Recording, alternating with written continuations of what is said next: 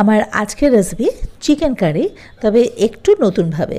এটা গরম ভাত, রুটি, লুচি, পরোটা এগুলোর সাথে তো সাধারণভাবে ভালো লাগবেই, দুর্দান্ত লাগে। তবে সবচেয়ে বেশি ভালো লাগে পোলাওয়ের সঙ্গে। একটু স্পাইসি হয় এই চিকেন কারিটা, তবে যে কোনো অনুষ্ঠানে বা ছুটির দিনে মাঝে মধ্যে এভাবে করে রান্না করে খাওয়া যেতেই পারে। আর রান্না সংক্রান্ত যে সমস্ত টিপস অ্যান্ড ট্রিক্স সেগুলো তো থাকছে রান্নার মধ্যেই, তাই ভিডিওটা পুরোটা দেখার অনুরোধ রইল। যদি ভালো লাগে তাহলে অবশ্যই লাইক, শেয়ার, কমেন্ট করারও অনুরোধ রইল। তো এবারে রান্নাটা শুরু করা যাক। আমি এখানে 1 কেজি 200 গ্রাম চিকেন নিয়েছি, যেটা খুব ভালো করে ধুয়ে রেখেছি। এবারে এর মধ্যে স্বাদ মতো নুন দিয়ে দেবো ম্যারিনেশনের জন্য। দিলাম 1 টিস্পুন নুন, হলুদ দেবো 1/2 টিস্পুন মতো, দিয়ে দেবো চিনি ওই 1/2 টিস্পুন মতো, এটা টেস্টটাকে ব্যালেন্স করবে। এছাড়া দেবো শুকনো লঙ্কা গুঁড়ো 1/2 টিস্পুন। শুকনো লঙ্কা গুঁড়োটা কিন্তু অবশ্যই আপনারা যে যেরকম ঝাল খান সেই অনুযায়ী দেবেন। আবার কাঁচা লঙ্কা বাটাও দিতে পারেন, সেটাও সেক্ষেত্রে এখন দিয়ে দেবেন। রঙের জন্য দিয়ে দিলাম কাশ্মীরি লঙ্কার গুঁড়ো, আর দিলাম বিরিয়ানি মশলা। বিরিয়ানি মশলা এখানে আমি 1.5 টিস্পুন দিয়েছি। এটা আপনারা দোকানের কেনা বিরিয়ানি মশলাও ব্যবহার করতে পারেন। আর এবারে দিলাম রসুন বাটা, এটা আমি দিলাম 1 টিস্পুন। আর আদা বাটা এটা 3/4 টিস্পুন দিয়েছি, মানে আমি রসুনটা একটু বেশি দিয়েছি এখানে। দিয়ে দিলাম টক দই, এটা চায়ের কাপের 1/2 কাপ টক দই দিয়েছি। আর এই টেস্টটাই ব্যালেন্স করার জন্য চিনি দিয়েছি আমি ওখানে 1/2 টিস্পুন। এবারে এই সমস্ত মশলা চিকেনের সঙ্গে বেশ ভালো করে মেখে নিতে হবে। প্রত্যেকটা চিকেনের গায়ে যেন মশলাগুলো খুব ভালোভাবে মেশে। চিকেনগুলোকে এভাবে করে রোগড়ে যে এভাবে করে মশলাগুলো সমস্ত মাখিয়ে নিতে হবে। তারপরে এটাকে মোটামুটি 1-2 ঘন্টা ম্যারিনেশনে রাখতে পারলে সবচেয়ে ভালো। আর হাতের সময় না থাকলে হাফ অ্যান আওয়ার, মানে আধ ঘন্টা তো ম্যারিনেট করে রাখতেই হবে। মানে যত বেশি ম্যারিনেট করে রাখা যাবে চিকেনটা কিন্তু কত সুন্দর হবে, নরমও হবে, আর মশলাগুলো তো খুব ভালো ঢুকবে চিকেনের মধ্যে। তো এটা ঢাকা দেওয়া থাক। এদিকে তেজপাতা আমি নিয়েছি 2টো, নিয়েছি গোটা জিরে 1/2 টিস্পুন, আর শুকনো লঙ্কা নিয়েছি 2টো, জয়িত্রী 4 ভাগের 1 ভাগ, 3টে ছোটো এলাচ, একটা বড় এলাচ, এলাচগুলো আমি ফাটিয়ে নিয়েছি অবশ্যই।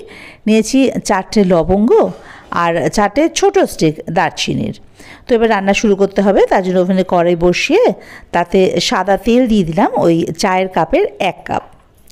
তেলটা আগে গরম করে নেব। আমি এটা সাদা তেলেই রান্নাটা করছি, আপনারা চাইলে সর্ষের তেলে কিন্তু রান্নাটা করতে পারেন। এবারে এর মধ্যে যে গোটা মশলাগুলো ছিল সেগুলো দিয়ে দেবো ফোড়নে। এবার কয়েক সেকেন্ড এটা কিন্তু একটু বেশ ভালো করে ভাজা ভাজা করে নিতে হবে। এই যে দেখুন ফোড়নের কালারটা চেঞ্জ হয়ে গেছে, ভাজা হয়ে গেছে। এবারে এর মধ্যে দিয়ে দেবো আমি পেঁয়াজ কুচি। আমি এখানে 3টে মাঝারি সাইজের পেঁয়াজ লম্বা লম্বা সরু সরু করে কুচিয়ে নিয়েছি। এবারে হাই ফ্লেমে পেঁয়াজটাকে একটুখানি বেশ হালকা লাল করে ভেজে নিতে হবে, খুব বেশি লাল ভাজার দরকার নেই। তো এবারে এর মধ্যে আমি দিয়ে দেবো অল্প একটু নুন, মোটামুটি 1/2 টিস্পুন মতো নুন দিয়ে দিলাম। নুন দিলে হবে কি পেঁয়াজটা নরম হয়ে যাবে তাড়াতাড়ি, তাতে এটা ভাজতে সময় কম লাগবে। তো এটাকে বেশ ভালো করে ভাজা ভাজা করে নিতে হবে। মোটামুটি আমার এখানে পেঁয়াজটা ভাজতে মিনিট 5 সময় লেগেছে। দেখুন এটা বেশ হালকা ব্রাউন কালার এসে গেছে। এর বেশি আর পেঁয়াজটাকে ভাজার দরকার নেই। এবারে এর মধ্যে দিয়ে দেবো আমি ওই পেঁয়াজ বাটা। আমি একটা মাঝারি সাইজের পেঁয়াজ বেটে দিয়েছি এখানে। তাই মোটামুটি আমি এখানে 4টে পেঁয়াজ ব্যবহার করছি। 3টে পেঁয়াজ কুচিয়ে দিয়েছি আর একটা পেঁয়াজ বেটে দিয়েছি। দিলাম আদা বাটা 1/2 টিস্পুন, রসুন বাটা 1/2 টিস্পুন, 1/2 টিস্পুন একটু বেশি আর কি। দিলাম ধনে গুঁড়ো 1/2 টিস্পুন, জিরে গুঁড়ো 1/2 টিস্পুন, আর কাশ্মীরি লঙ্কা গুঁড়ো এখানে আমি দিয়ে দিলাম 1 টিস্পুন। দিয়ে দিলাম সেই বিরিয়ানি মশলা 1 টিস্পুন। এবারে সব মশলাগুলো খুব ভালো করে কষিয়ে নিতে হবে। এটা মিডিয়াম ফ্লেমে মশলাগুলো কষাতে হবে। এখানে মশলা কষাতে আমার মোটামুটি 3-4 মিনিট সময় তো লেগেইছে। দেখুন খুব ভালোভাবে মশলা কষানো হয়ে গেছে। কি করে বুঝবেন মশলা কষানো হয়ে গেছে? মশলা যদি ভালোভাবে কষানো হয় এর কালারটা চেঞ্জ হয়ে যায়, একটু ডার্ক হয়ে যায়, আর পাশ থেকে দেখুন তেল বেরোতে শুরু করে, তার মানে এটা কষানো কমপ্লিট।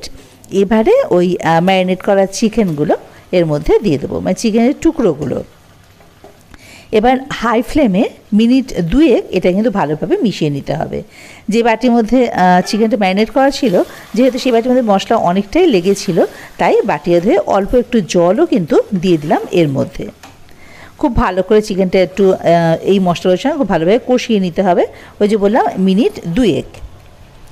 এটা খুব ভালোভাবে কষানো হয়ে গেলে ফ্লেমটাকে মিডিয়াম টু লোতে করে ঢাকা দিয়ে রেখে দিতে হবে যতক্ষণ অবধি চিকেনটা সেদ্ধ হয়ে যাচ্ছে। এখানে কিন্তু কোনো এক্সট্রা জল আমি ব্যবহার করিনি। মিনিট 15 পর ঢাকাটা খুলে নিলাম। মাঝে মাঝে অবশ্যই আমি ঢাকা খুলে একটু এটা নাড়াচাড়া করে নিয়েছি যাতে চিকেনটা কড়াইতে লেগে না যায় আর কি। তো এবার দেখুন চিকেনটা সেদ্ধ হয়ে এসছে। আপনারা কিন্তু অবশ্যই এভাবে করে এই চিকেনটা একবার রান্না করে খেয়ে দেখবেন, ভীষণ ভালো লাগে খেতে এটা। আর চিকেন যে সেদ্ধ হয়ে গেছে সেটা বোঝাই যাচ্ছে। দেখুন আমি এমনি কাটা দিয়ে দেখিয়ে দিচ্ছি একটা, এই যে খুব সহজেই এটা চিকেনের মধ্যে চলে যাচ্ছে। এছাড়াও হাড় থেকে দেখবেন মাংসটা হালকা করে একটু খুলে খুলে আসছে, এই যে দেখুন। তো এতে বোঝা যাচ্ছে চিকেনটা খুব ভালোভাবে সেদ্ধ হয়ে গেছে কমপ্লিট। আপনারা যদি চিকেন কষা রাখতে চান তাহলে সেক্ষেত্রে এখানে এটা রান্নাটা স্টপ করতে পারেন, কিন্তু আমি একটু গ্রেভি রাখবো চিকেনটায়, তাই আমি এর মধ্যে একটুখানি দিয়ে দেবো গরম দুধ। এক্ষেত্রে একটা কথা বলে রাখি, যখন আমরা কোনো রান্না চলাকালীন দুধ ব্যবহার দেব, সেই সময় রান্নাটা তো গরম থাকে, দুধটাও কিন্তু গরম অবস্থায় দিতে হয়, মানে ফুটন্ত অবস্থায় দিতে হয়। সেক্ষেত্রে তাহলে দুধটা কেটে যাওয়ারও ভয় থাকে না, আর ফ্লেমটাকে লোতে করে দুধটা ঢালতে হবে এরকমও কোনো চিন্তা থাকে না বা চাপ থাকে না। তো এবারে আমি উপর থেকে দিয়ে দিলাম কসুরি মেথি। ফ্লেমটাকে কিন্তু আবার আমি হাইতে করে দিয়েছি, এটা ভালোভাবে ফুটতে হবে। এই যে দেখুন মোটামুটি কিন্তু হয়েই এসছে। আর কসুরি মেথির যে ফ্লেভারটা এটা কিন্তু এই সময় ভীষণ ভালো লাগে দেখতে। এই চিকেনটা কিন্তু সব কিছু দিয়ে খেতে বেশ ভালো লাগে, তবে পোলাও দিয়ে এটা বেশি ভালো লাগে। এই যে দেখুন, দেখেই বোঝা যাচ্ছে না চিকেনটা দারুণ হবে। তো যাই হোক, এবারে এর মধ্যে আমি ওপর থেকে একটুখানি ধনেপাতা কুচি ছড়িয়ে দেবো, এটা এক্সট্রা ফ্লেভার অ্যাড করবে। তো ধনেপাতা কুচি ছড়িয়ে ঢাকাটা বন্ধ করে এটা ফ্লেমটাকে অফ করে আমি স্ট্যান্ডিং টাইমে রেখে দেবো মোটামুটি এই মিনিট দুয়েক পরে ঢাকাটা খুলে নিলাম। দেখুন রেডি আমাদের চিকেন কারি। এটা কিন্তু একটু অন্যভাবে করা আর কি, কিন্তু ওই যে বললাম খেতে দুর্দান্ত লাগে। অবশ্যই আপনার বাড়িতে এটা ট্রাই করে খেয়ে দেখবেন আর আমাকে জানাবেন যে আপনাদের কেমন লাগলো এই রেসিপিটা। আমাকে কিন্তু কমেন্ট বক্সে জানাতে ভুলবেন না। এই যে গ্রেভিটা দেখুন, বললাম একটু স্পাইসি হয় এই চিকেনটা, আর এই যে দেখতে হয়েছে দেখুন, ভীষণ যেমন দেখতে সুন্দর লাগে সেরকম খেতেও এটা ভালো হয়। তো যাই হোক, যদি আপনাদের রেসিপিটা ভালো লেগে থাকে বা আমার অন্যান্য রেসিপিগুলো ভালো লেগে থাকে তাহলে কিন্তু আপনাদের কাছে অনুরোধ রইল আমার চ্যানেলটা সাবস্ক্রাইব করে আমার পাশে থাকার, আর বেল আইকনটা অবশ্যই ক্লিক করে দেবেন। তাতে করে আমি কোনো নতুন রান্না আপলোড করলে তার নোটিফিকেশানটা সবার আগে আপনাদের কাছে পৌঁছে যাবে।